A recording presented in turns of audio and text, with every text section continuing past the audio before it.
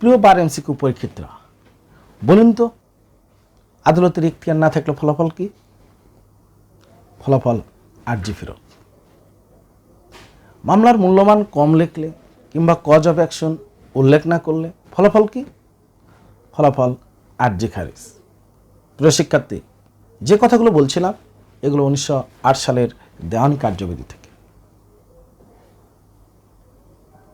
আসছে 17 নভেম্বর বার এমসিকিউ পরীক্ষা। প্রিয় শিক্ষার্থী, 1908 সালের দেওয়ানি কার্যবিধি থেকে মোট 20 মার্কের কোশ্চেন হবে। আইনটি বিশাল তথ্যের ভাণ্ডার। আপনি কি শঙ্কিত যে কীভাবে আইনটি অল্প সময়ে স্বল্প পড়ে আমি একটা ভালো ফলাফল পেতে পারি? প্রিয় শিক্ষার্থী, তাহলে আজকের এই ভিডিওটি আপনার জন্য। মাত্র 10 থেকে 12 মিনিটের আমার এই ভিডিওটি দেখে আপনি শর্ট সাজেশনটি খাতায় চিহ্নিত করে এরপরে যদি আপনি 1 থেকে 1.5 ঘন্টা পড়াশোনা করেন, ইনশাল্লাহ আসছে 17 নভেম্বর পরীক্ষায় আপনি 20-এর ভিতর মিনিমাম 16টি কোশ্চেন কম। প্রিয় শিক্ষার্থী, তাহলে আসুন আর দেরি নয় সেই দেওয়ানি কার্যবিধির উপর শর্ট সাজেশনটিকে জেনে নিন। শুরুতেই প্রিয় শিক্ষার্থী, দেওয়ানি কার্যবিধি আইনটির নেচার কি এটা জেনে নেবেন। এটা একটা পদ্ধতিগত না। এরপরেই ধারা 1। ধারা 1 থেকে জানবেন আইনটি কত তারিখে কার্যকর হয়েছে। প্রিয় শিক্ষার্থী, এরপর ধারা 2। ধারা দিয়ে মোট ডেফিনেশন আছে 20টি।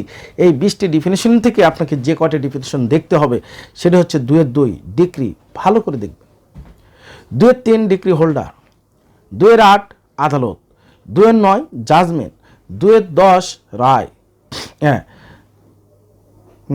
2-10 জাজমেন্ট ডেটর, 2-14 অর্ডার, 2-16, 2-17, 2-18। প্রিয় শিক্ষার্থী, 2 থেকে এই কয়টা ডেফিনেশন অবশ্যই দেখবেন। এরপর আসি ধারা 6। পিকুনিয়ারি জুরিসডিকশনের কথা বলা আছে ধারা 6। ধারা 9 খুবই ইম্পর্টেন্ট, দেওয়ানি আদালতের বিষয়বস্তুগত এখতিয়ারের ধারা। ধারা 10 স্টপ সুট বা রেস সাবজুডিস। ধারা 11 রেট জুডিকাটা মাস্ট দেখতে হবে। ধারা 10, ধারা 11, সাথেই ধারা 12 বার টু ফার্দার সুট। প্রিয় শিক্ষার্থী, এরপরে আসেন লোকাল জুরিসডিকশন নিয়ে স্থাবর সম্পত্তির লোকাল জুরিসডিকশন 15, 16, 17, 15, 16, 17, 18। এরপর 19 অস্থাবর সম্পত্তি ও মানুষের ক্ষতিপূরণ, খুব ইম্পর্টেন্ট। ধারা 20, সাথেই ধারা 21। এরপরে মামলা, আপিল, যে কোনো প্রসিডিং স্থানান্তর প্রত্যাহার, ধারা 24 দেওয়ানি কার্যবিধি, খুব ইম্পর্টেন্ট। এরপর ধারা 26 দেওয়ানি মামলা রুজুকরণ। তবে ধারা 26-এর সাথে অনেকগুলো আদেশ মিলিয়ে পড়তে হবে। কি কি? প্রথমে আদেশ 4 থেকে রুল 1-2। এর সাথে আদেশ 6 থেকে পড়বেন রুল 1, 2, 14, 15, 16, 17, 18।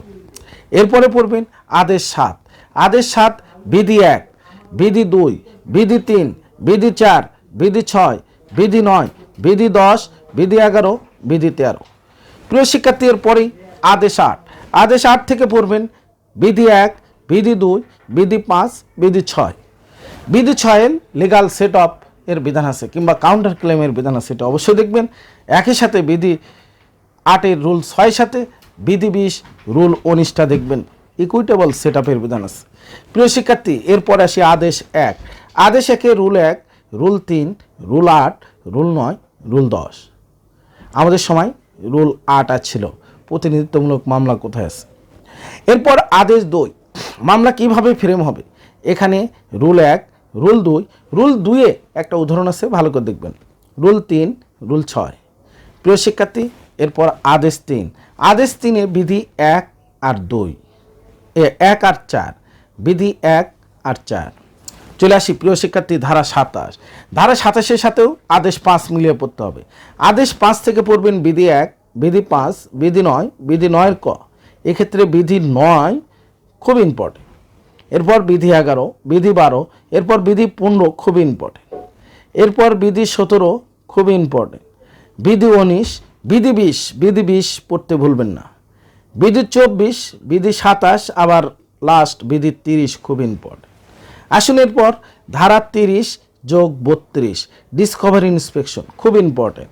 ধারা 30-32-এর সাথেই অর্ডার 11 থেকে বিধি 1, বিধি 2, বিধি 7, বিধি 8, বিধি 17, বিধি 19, বিধি 21। প্রিয় শিক্ষার্থী, ডিসকভারি ইন্সপেকশন থেকে 100% একটা কোশ্চেন থাকবে। আসুন এরপর ধারা 31। ধারা 31-এর সাথে দুটো আদেশ মিলিয়ে পড়বেন, একটা আদেশ 16 আর একটা 18। তো 16 আদেশ থেকে পড়লে বিধি 10, বিধি 11, বিধি 12, তিনটা। এরপর আদেশ 18 থেকে যে কটা না পড়লি নয়, এখানে প্রথমে বিধি 1, এরপর বিধি 17, বিধি 18, বিধি 19, বিধি 20। Very very important. 17, 18, 19, 20, অর্ডার 18 থেকে এই 4টে রুল বাদ দেবেন না। আসি ধারা 33। ধারা 33-এর সাথে আদেশ 20 মিলিয়ে পড়বেন। আদেশ 20 থেকে যে রুলগুলো বা বিধিগুলো পড়তেই হবে সেগুলো হচ্ছে বিধি 1, বিধি 3, ভেরি ভেরি ইম্পর্টেন্ট, বিধি 4, বিধি 5, বিধি 5 ক, বিধি 7, আর বিধি 12, 13, 14, 15, 16, 18। এই কয়টা বিধির শুধু টাইটেল মুখস্থ করবেন। আর বিধি 19 ইকুইটেবল সেটআপের বিধান আছে, দেখবেন। প্রিয় শিক্ষার্থী, এরপর 3টি ধারা মিলে একটা কোশ্চেন মাস্ট পাবেন, সেটা হচ্ছে ধারা 35, 35 ক, 35 খ। অবশ্যই পড়বেন, এই 3টি ধারা পড়তে ভুলবেন না। এরপর আসি ডিক্রি জারি। ডিক্রি জারি থেকে যে ধারাগুলো মাস্ট লাগবে, ডিক্রি জারি থেকে দুটো কোশ্চেন থাকবে। ধারা 38, ধারা 39, ধারা 42, ধারা 46, ধারা 48, ধারা 54, ধারা 55, ধারা 56, ধারা 57, ধারা 58, ধারা 60, 61, ধারা 74। প্রিয় শিক্ষার্থী, ডিক্রি জারি থেকে এই কটা ধারা অবশ্যই পড়তে হবে। এর সাথে আদেশ 21। আদেশ 21 থেকে যে বিধিগুলো পড়তে হয় সেগুলো হচ্ছে বিধি 1, বিধি 10, বিধি 11, বিধি 18, বিধি 19, বিধি 20, বিধি 30, বিধি 31, বিধি 32, বিধি 53, বিধি 77, বিধি 78, বিধি 84, বিধি 85, বিধি 89, বিধি 90, 91, 94, 98। প্রিয় শিক্ষার্থী, এই ছিল ডিক্রি জারি। আসুন এবার ধারা 75, 77 কমিশন। কমিশন ধারা 75-এর 4টি কারণে কমিশন হয়, আর ধারা 77-এর যদি সাক্ষী বিদেশে থাকে কমিশন না করে লেটার অফ রিকোয়েস্ট করা যায়। তো এক্ষেত্রে আদেশ 26 মিলিয়ে পড়তে হবে। আদেশ 26 থেকে যে কটা বিধি দেখবেন, বিধি 1, বিধি 2, বিধি 3, বিধি 4, বিধি 5, বিধি 9, বিধি 10, বিধি 11, বিধি 12, বিধি 13, 14, 15, 16, 17। হ্যাঁ প্রিয় শিক্ষার্থীর পরে আসি ধারা 79, 80, দুটো ধারা খুবই ইম্পর্টেন্ট। এরপরে আসুন ধারা 88। ধারা 88 ইন্টারপ্রিটার স্যুট, এর সাথে আদেশ 35। এই দুটো শুধু টাইটেল জানলেই হবে। আসি ধারা 89 ক, 89 ক, 89 খ, 89 গ। প্রিয় শিক্ষার্থী, এখানে মিডিয়েশন, আরবিট্রেশনের বিধান আছে এবং আপিলেও মিডিয়েশন করা যায়। এই 3টি ধারা খুব ইম্পর্টেন্ট। এই 3টি পুরোটাই সম্পূর্ণ পড়বেন, একটা কোশ্চেন ইনশাআল্লাহ 100%। এরপর ধারা 94, 95। ধারা 94, 95 দেওয়ানি আদালতের অতিরিক্ত ক্ষমতা। এই অতিরিক্ত ক্ষমতা 94, 95 খুব ইম্পর্টেন্ট। এর সাথে পড়তে হবে 3টি আদেশ। প্রথমে আদেশ 38, আদেশ 39, আদেশ 40। আসুন আদেশ 38 থেকে কি পড়তে হবে। আদেশ 38 বিধি 1, 2, 3, 4, 5, 6, 7, 9, 10, 11, 12, 13। তাহলে মোটামুটি বিধি 38 অর্ডারের বিধি 1, 2, 3, 4, 5, 6, 7, 9, 10, 11, 12, 13 সবগুলোই খুবই ইম্পর্টেন্ট। আদেশ 39, আদেশ 39 খুবই ইম্পর্টেন্ট। এর থেকে পড়তে হবে বিধি 1, 2, 3, 4, 5 ক, 7, 9। 7 খুব ইম্পর্টেন্ট, লোকাল ইন্সপেকশন। গত বছরই এখানে বিধি 2 এর 3 ছিল যে নিষেধাজ্ঞা ভঙ্গ করলে শাস্তি কত। তাহলে আপনারা অর্ডার 39 থেকে বিধি 1, বিধি 2, বিধি 3, বিধি 4, 5 ক, 7, 9 এই কটা বিধি মাস্ট পড়বেন। আর বিধি 40, বিধি 40 রিসিভার থেকে মাত্র 5টি বিধি আছে, 5টাই দেখবেন। 1, 2, 3, 4, 5 5টি বিধি, 5টি দেখবেন। প্রিয় শিক্ষার্থী, এরপরে আমরা যাচ্ছি আপিল। 96, 97, 98। ডিক্রির আপিল 96, 97, 98 3টে ধারা পড়বেন।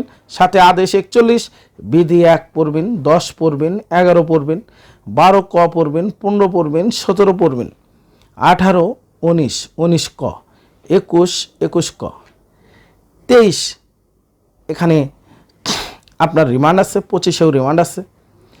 আচ্ছা 27 পড়বেন, 27 অতিরিক্ত সাক্ষ্য নিতে পারে। এরপর আপিলের রায় 30, আপিল আদালতের ক্ষমতা 33, আর আপিলের ডিক্রি দেয় 35। প্রিয় শিক্ষার্থী অর্ডার 41 থেকে এই কটা রুল দেখবেন। এরপর আদেশের আপিল 104 ধারা মাস্ট, 104 ধারার সাথে আদেশ 43। আদেশ 43 বিধি 1-এ 25টি বিষয়ের বিরুদ্ধে আপিল হয়। এই 25টি তালিকা দেখবেন, এখান থেকে 100% একটা কোশ্চেন আসবে।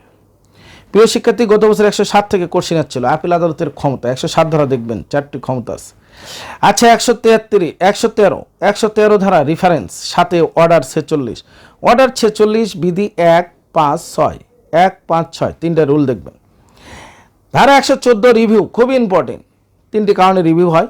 এই রিভিউর সাথে আদেশ 47-এর বিধি 1, 4, 7, 8 এই 4টা বিধি দেখবেন। এরপর ধারা 115, একটা ধারা একাই বস, সেটা রিভিশন খুবই ইম্পর্টেন্ট। মাত্র 115 ধারায় 5টি সাবসেকশন আছে, 5টি পড়বেন। এর মধ্যে 115 সাবসেকশন 4 সেকেন্ড রিভিশন খুবই ইম্পর্টেন্ট। এরপর বিধি প্রণয়ন ক্ষমতা নিয়ে 122, 23, 26 122, 23, 26 খুবই ইম্পর্টেন্ট। এরপর আপনার হাজিরা থেকে অব্যাহতি 132, 33 সাথে 134 পড়বেন। এরপর গ্রেপ্তার থেকে অব্যাহতি, দেওয়ানি কার্যবিধি অনুযায়ী গ্রেপ্তার থেকে অব্যাহতি 135, 35 ক ইম্পর্টেন্ট। এরপর 137, 40, 41 মিসকেস, 144 রেস্টিটিউশন, 148 সময় বৃদ্ধিকরণ, 149 কোর্ট ফি বৃদ্ধিকরণ, এগুলো খুবই ইম্পর্টেন্ট, এগুলো দেখবেন প্রিয় শিক্ষার্থী। এরপর 150 সাথে 151 100% এটা ইনহারেন্ট পাওয়ার্স, সাথে 152 এটা রায় ডিক্রি আদেশ পরিবর্তন, 153 রায় ডিক্রি আদেশ পরিবর্তনের সাধারণ বিধান। এই ছিল ধারা।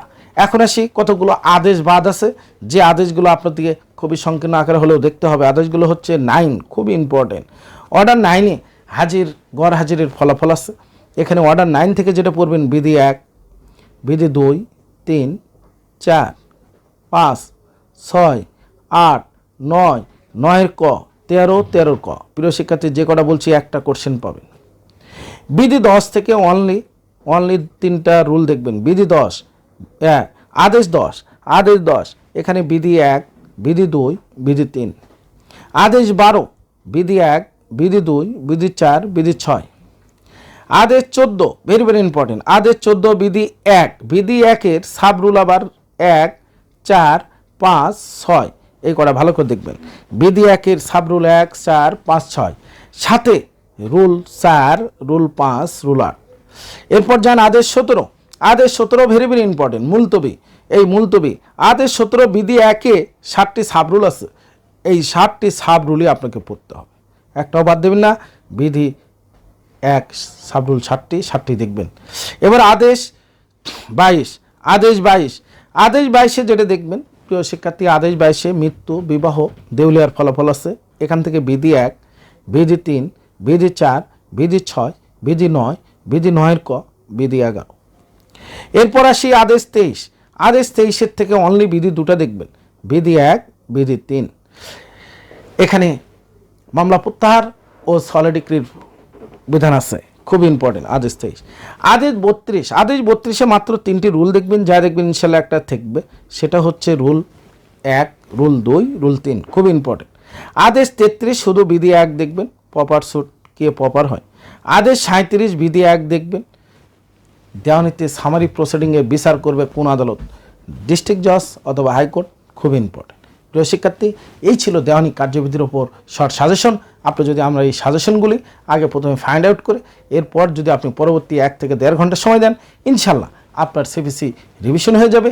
এবং আশা করি আসছে 17 নভেম্বর তারিখে বার এমসিকিউ পরীক্ষার আমার এই সাজেশন থেকে 20টি কোশ্চেনের মধ্যে মিনিমাম আল্লাহ রহম করলে 16টি কোশ্চেন আপনি কমন পাবেন। প্রিয় শিক্ষার্থী, এই ছিল সিপিসির ওপর শর্ট সাজেশন। আমার পরবর্তী লেকচার পেতে অবশ্যই হক ল একাডেমির ফেসবুক পেজ, ইউটিউব চ্যানেলে চোখ রাখুন এবং সেখানে থাকবে আমার প্যানেল কোডের ওপর শর্ট সাজেশন।